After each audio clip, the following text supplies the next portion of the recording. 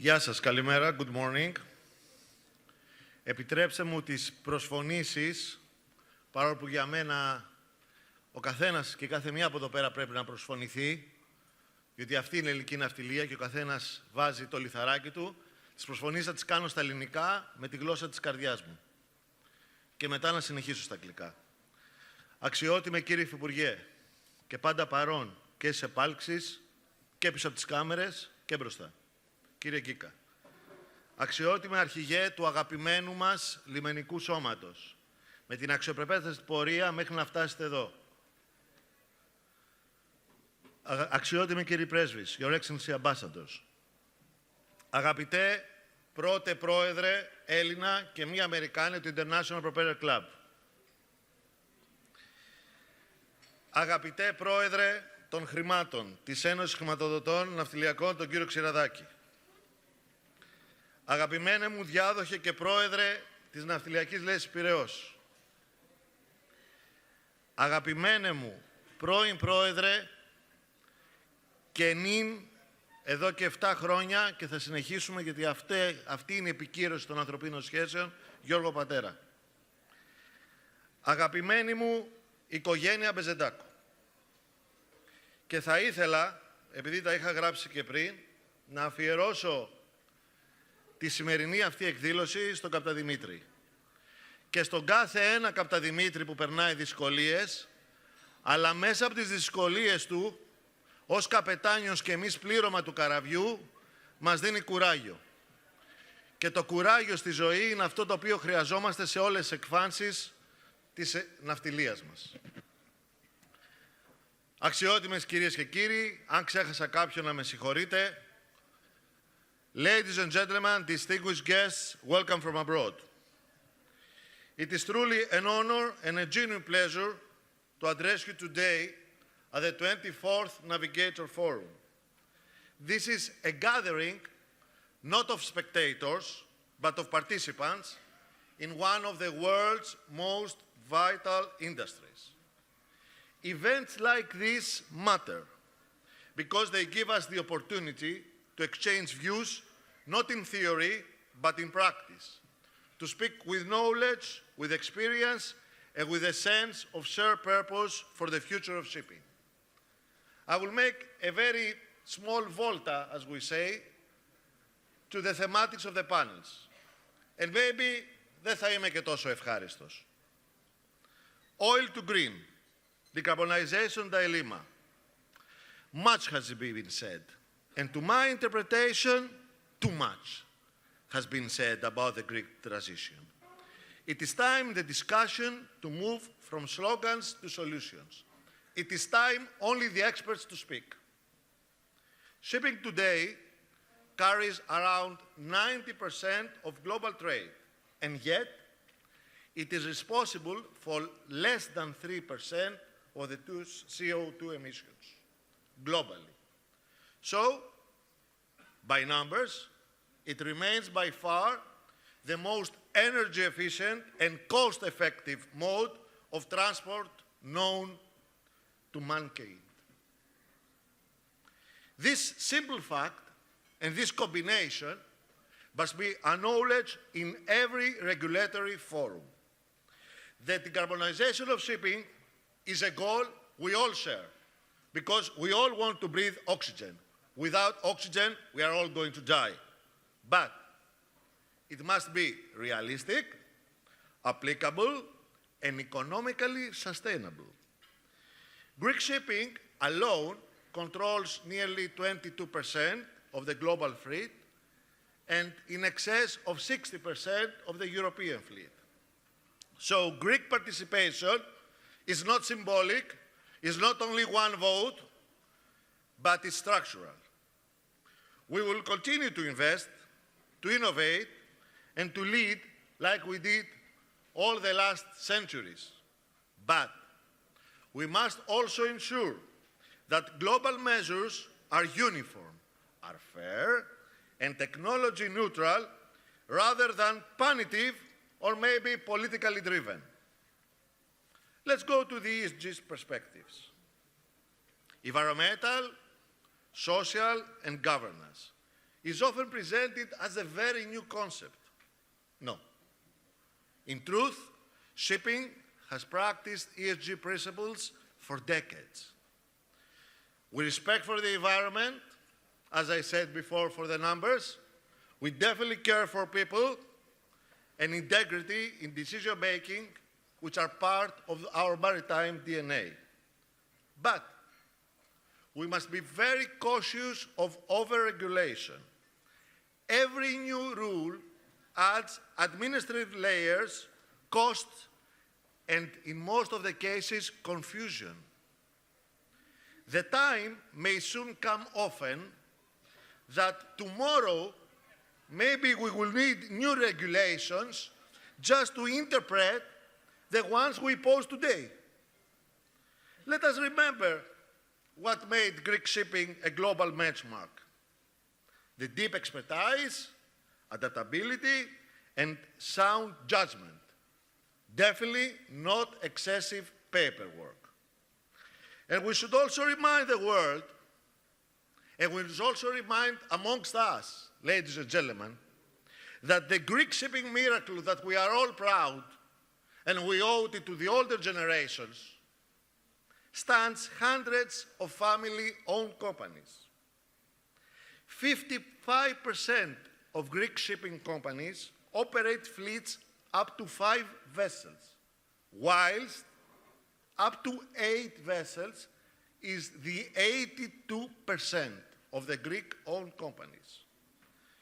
Do you think without overregulation and costs will afford for long? Does anybody do not share the idea and my thought that we have to protect this rachokokkalia? The structure is what gives our sector its flexibility.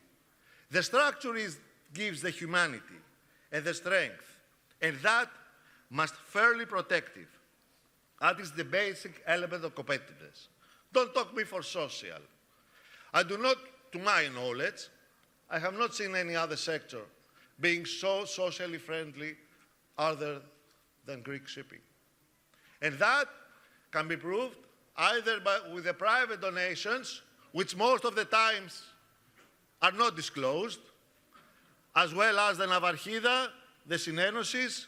Only yesterday, I have shared the proudness to attend for the program Agios Nikolaos. In 10 days, the shipping community gathered more than 50 million euros to protect Thessalia. And that is only one donation of the hundreds. So let's not talk about social. Human element, very interesting. On board and ashore. Of course, at the heart of every panel and any discussion must lie the human element. But unfortunately, less than 15%, and that's according to official researches we have made together with my very, very good friend and former President George Pateras at the Hellenic Chamber of Shipping during his tenure. Less than 15% knows about the opportunities of shipping in Greece. It's like that the Swiss people do not know about banks and the German people do not know about cars. We must change this perception. And we must stay close and support. Either we συμπαθούμε Δανάη or we αντιπαθούμε Γιώργος. We must all support those private initiatives as the Yes Forum. And we must support all the state initiatives. And I'm very happy, Your Excellency, κύριε Υφυπουργέ, with initiatives and that is now focus our ministry for the ναυτική εκπαίδευση, for the maritime education programs. For the Hellenic Chamber of Shipping, amongst other initiatives, we have taken the decision, and this year, actually in January, we are going to distribute to 350,000 350,000 are the students that they are in the taxis of Lykio in Greece. We're going to distribute at each door, at each student, a leaflet that informs the young generation what is shipping and leave it to their discretion if they wish to follow or ask us any clarifications. And I'm very happy, κύριε Υφυπουργέ, that we have joined forces together. Και σας ευχαριστώ πάρα πολύ σαν Υπουργείο, πραγματικά, διότι όταν έχουμε την ίδια πορεία, σαν κάπτεν, σαν ναύαρχος που είστε, είναι πολύ πιο εύκολο να φτάσουμε στο στόχο. So, the time has come to move beyond discussions who went wrong. I cannot listen. And as president of the Hellenic Chamber of Shipping, ποιος φταίει? I don't care if it was Petris or Hadjipetris. I don't care who was responsible. What I care is from today, each of us to feel responsible what will happen tomorrow. And each of us to be united at the same goal, if we agree that this is one of the goals. Sea power, global politics. The sea covers over 70% of the planet's surface and connects more than 150 maritime nations.